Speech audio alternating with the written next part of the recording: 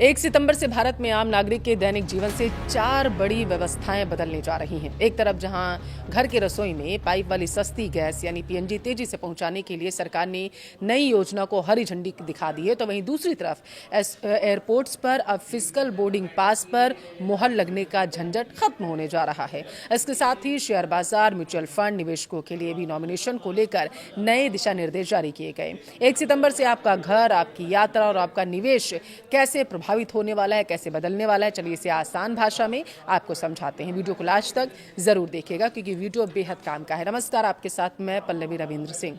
देखिए, 1 सितंबर से आपकी जेब, आपकी रसोई और आपकी विदेश यात्रा सहित जीएसटी से जुड़े नियमों में बड़े और अहम बदलाव होने जा रहे हैं। पहला बदलाव आपके निवेश से जुड़ा हुआ है।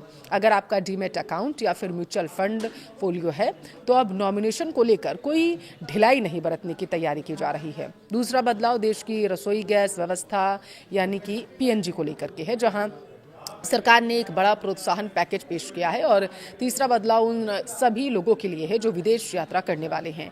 एयरपोर्ट्स पर दरअसल इमिग्रेशन क्लियरेंस अब पूरी तरीके से पेपरलेस होने की आगे की तरफ बढ़ता हुआ कदम दिखाई दे रहा है। चौथा बदलाव जो होगा वो है बेहद महत्वपूर्ण। आज के इस वीडियो में हम इन बदलावों का पूरा विश्लेषण करेंगे कि आपके लिए क्या ज़रूरी है, आपको क्या एक्शन लेना है और इससे आम आदमी को क्या फ़ायदा होगा। शुरुआत करते हैं सबसे ज़रूरी और वित्तीय नियम से, यानी कि सेबी से। सिंगल होल्डर डीमेट अकाउंट और म्यूचुअल फंड फोलियो के लिए नॉमिनेशन नियमों को पूरी तरीके से अनिवार्य और स्पष्ट कर दिया गया। अब क्या बदलेगा, अब वो समझिए। 1 सितंबर से कोई भी निवेशक सिंगल होल्डर खाते में नॉमिनेशन के कॉलम को खाली या अधूरा नहीं छोड़ पाएगा। आपके पास केवल 2 ही विकल्प होंगे। या तो आप अपने नॉमिनी को पूरी जानकारी दर्ज कर दीजिए वहां पर, उसे भी अपडेट कीजिए, या फिर निर्धारित घोषणा पत्र जमा करके औपचारिक रूप से नॉमिनेशन से ऑप्ट आउट कर लीजिए। नॉमिनी कैसे जोड़े और कितनी छूट होगी, अब वो समझिए। एक निवेशक अधिकतम 3 नॉमिनी चुन सकता है और अपनी संपत्ति का जैसे 50%, 25% उनके बीच में डिवाइड कर सकता है। अगर आप किसी को नॉमिनी नहीं बनाना चाहते हैं तो आपको अपने ब्रोकर, बैंक या म्यूचुअल फंड प्लेटफॉर्म के पोर्टल पर लॉगिन करके नॉमिनेशन सेक्शन में जाकर ऑप्ट आउट का विकल्प वहां पर चुनना होगा। ये अब विकल्प आपको मिलने जा रहा है जो बेहद महत्वपूर्ण माना जा रहा है। आप वहाँ पर डिजिटल साइन कर दीजिए या फिर ओटीपी के जरिए अपनी पुष्टि कर दीजिए वहाँ पर कि आपका ही वो अकाउंट है। अब जॉइंट अकाउंट्स के लिए क्या नियम है ये भी ध्यान से सुनिए। देखिए, संयुक्त रूप से रखे गए डीमेट या म्यूचुअल फंड फोलियो में नॉमिनेशन अभी भी वैकल्पिक रहेगा, लेकिन अगर जॉइंट खाते में कोई नॉमिनी जोड़ना या बदलना है तो सभी जॉइंट होल्डर्स की सहमति अनिवार्य होगी। अगर नॉमिनी दर्ज नहीं है तो क्या होगा, आप अब ये सोच रहे होंगे। देखिए, अगर किसी धारक की मृत्यु हो जाती है, नॉमिनी तय नहीं होता है तब तक, तो संपत्ति कानूनी उत्तराधिकारियों को सिक्योरिटीज ट्रांसमिशन के जरिए ट्रांसफर कर दी जाएगी। सेबी ने इस प्रक्रिया को आसान बनाते हुए छोटे दावों के लिए क्विक ट्रांसमिशन प्रोसेसिंग की सुविधा भी दी है। फिजिकल होल्डिंग के लिए 10,000 तक, डीमेट होल्डिंग के लिए 30,000 तक के मामलों में सरल डॉक्यूमेंटेशन की प्रक्रिया निपटारा होगा। कानूनी विवादों और लंबी कागजी कार्रवाई से बचने के लिए 1 सितंबर से पहले अपने ब्रोकर, ऐप या कैप्स कार्रवाई अब बढ़ते हैं, तो इन पर ध्यान दीजिएगा। दूसरा बदलाव क्या है वो ध्यान दीजिए। आपकी रसोई और स्वच्छ ईंधन, सरकार ने देश भर में घरेलू पीएनजी जो होती है पाइप नेचुरल गैस के नेटवर्क को तेजी से सक्रिय करने के लिए 1 सितंबर से एक नई प्रोत्साहन योजना की शुरुआत करने की तरफ कदम बढ़ा दिया है। योजना का मुख्य मकसद क्या होगा, ये बेहद महत्वपूर्ण है। देश में फिलहाल देखिए लगभग 1.74 करोड़ घरेलू पीएनजी कनेक्शन है। कई जगहों पर पाइपलाइन और मीटर तो लग चुके हैं, लेकिन कनेक्शन चालू नहीं हुआ है। सरकार चाहती है कि लोग पारंपरिक एलपीजी सिलेंडर से आगे बढ़े, सुरक्षित और आधुनिक पाइपलाइन गैस प्रणाली को वो अपना लें। इस योजना के तहत सिटी गैस डिस्ट्रीब्यूशन कंपनियों को हर नए एक्टिव कनेक्शन पर सरकार की ओर से 200 स्टैंडर्ड क्यूबिक मीटर सस्ती घरेलू एपीएम गैस का अतिरिक्त कोटा दिया जाएगा। अभी तक कंपनियों को भारी मांग पूरी करने के लिए विदेशों से एलएनजी आयात करनी पड़ती थी।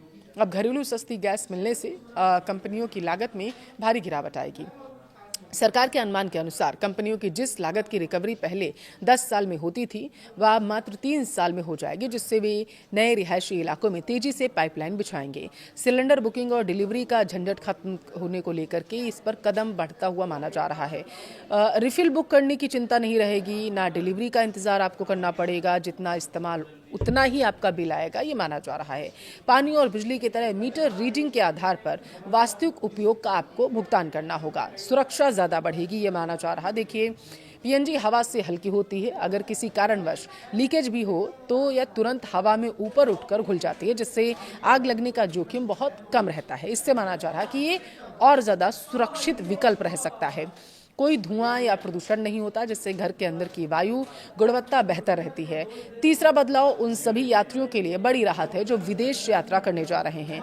देखिए, 1 सितंबर से देश के सभी अंतर्राष्ट्रीय हवाई अड्डों पर इमिग्रेशन काउंटर पर फिजिकल बोर्डिंग पास पर मोहर जो है वो लगाने की अनिवार्यता अब खत्म होने जा रही है।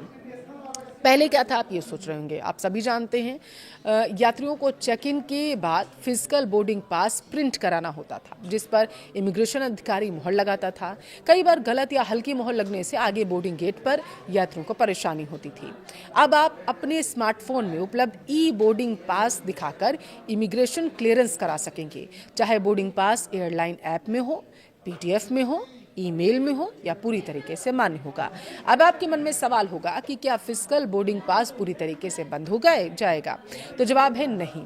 अगर आपने पहले से बोर्डिंग पास प्रिंट करवा रखा है तो वह भी स्वीकार किया जाएगा, बस उस पर स्टैंप नहीं लगाया जाएगा। यात्रियों के पास डिजिटल और फिजिकल दोनों विकल्प रहेंगे। यहाँ ध्यान दीजिएगा, यह छूट केवल बोर्डिंग पास के लिए है। आपका मूल पासपोर्ट वीजा प्रक्रिया पहले की तरह ही जरूरी और अपरिवर्तित रहने वाली, उसमें कोई बदलाव नहीं होगा। बात डिजिटल इमिग्रेशन की ओर भारत के कदम की करते हैं। यह फैसला गृह मंत्रालय के ब्यूरो ऑफ इमिग्रेशन द्वारा शुरू किए गए fast track immigration trusted travellers programme यानी कि FTI TTP की दिशा में एक बड़ा कदम माना जा रहा है, जिसमें बायोमेट्रिक ई गेट्स के जरिए बिना किसी कागजी स्टैम्प के पासपोर्ट और बोर्डिंग पास स्कैन करके तुरंत ही इमिग्रेशन क्लियरेंस आपको मिल जाएगा। इसके अलावा अगर आप कारोबारी हैं, व्यापारी हैं या टैक्स प्रोटेक्शनर्स हैं तो 1 सितंबर से GST के अनुपालन नियमों में कुछ बेहद ही ज़रूरी और कड़े बदलाव होने जा रहे हैं। ये भी जानना आपके लिए ज़रूरी है क्योंकि चौथा बड़ा बदलाव 1 सितंबर से देखने को मिलेगा। GST काउंसिल और GSTN ने फेक इनवॉइसिंग पर रोक लगाने और इनपुट टैक्स क्रेडिट को पारदर्शी बनाने के लिए return filing, bank account linking और इनवॉइस रिपोर्टिंग के नियमों को और ज़्यादा सख्त कर दिया है। अगर आपने समय रहते इन नियमों का पालन नहीं किया तो आपका GST रजिस्ट्रेशन सस्पेंड भी हो सकता है या आपका ई-वे बिल और GSTR1 ब्लॉक भी हो सकता है। तो 1 सितंबर से आपको किन बातों का तुरंत ध्यान रखना होगा, आइए एक बार इसे फटाफट नजर से देख लेते हैं। GST रजिस्ट्रेशन प्राप्त होने के 30 दिनों के भीतर या GSTR1 फाइल करने से पहले जो भी पहले हो, करदाता को अपना वैध बैंक खाता पोर्टल पर अपडेट करना अनिवार्य है। केवल बैंक खाता जोड़ना काफी नहीं होगा, खाते का नाम और पैन कार्ड का नाम GST रिकॉर्ड से 100% यानी 100% मेल खाता होना जरूरी है। अगर समय सीमा के भीतर मान बैंक खाता दर्ज नहीं किया गया तो सिस्टम स्वचालित रूप से आपका GST रजिस्ट्रेशन जो है वो सस्पेंड कर देगा। इसके साथ ही आपकी आउटवर्ड सप्लाई का विवरण यानी कि GSTR1 या IFF invoice furnishing facility file करने की सुविधा तुरंत रोक दी जाएगी। दूसरा अहम बदलाव इनपुट टैक्स क्रेडिट क्लेम करने की प्रक्रिया को लेकर के है। पोर्टल पर उपलब्ध नए सिस्टम के तहत खरीदार को अपने सप्लायर द्वारा अपलोड किए गए इनवॉइस को एक्सेप्ट, रिजेक्ट या पेंडिंग मार्क करने की सुविधा दी जा रही है। अब आप केवल उसी ITC का दावा GSTR3B में कर सकेंगे जो आपके GSTR2B में वास्तविक रूप से परिलक्षित होगा। अगर आपके GSTR1 और GSTR3B की टैक्स देनदारी में अंतर पाया जाता है तो रूल 88C या GSTR2B और 3B के ITC में अंतर होता है तो रूल 88D तो पोर्टल से ऑटो जनरेटेड नोटिस आएगा आपको, जिसका समाधान किए बिना अगला रिटर्न आप फाइल नहीं कर पाएंगे। तीसरा बदलाव ई इनवॉइसिंग और रिटर्न फाइलिंग की निरंतरता से जुड़ा हुआ है। IRP यानी कि इनवॉइस रजिस्ट्रेशन पोर्टल पर तय टर्नओवर वाले कारोबारियों के लिए इनवॉइस जारी होने की तारीख से निश्चित दिनों के भीतर इनवॉइस रिपोर्ट करना अनिवार्य कर दिया गया है।